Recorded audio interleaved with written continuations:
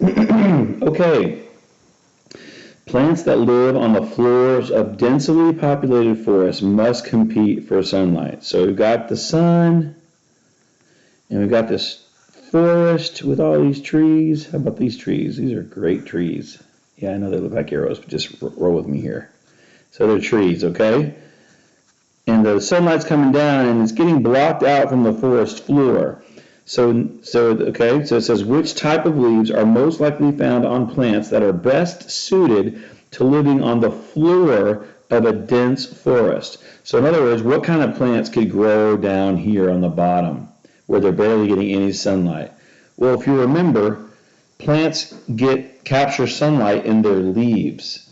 So if they need to capture more sunlight and there's less sunlight, then they need big leaves. Okay, big fat leaves to catch all that sunlight possible. So all the plants down here would have really leaves with a lot of surface area.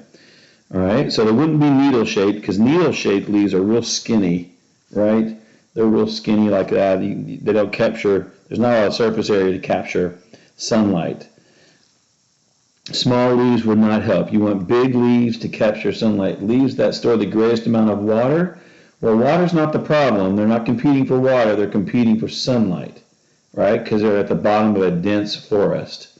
Dense means really tightly packed with trees, right? So much so that they can't get down to the bottom, okay?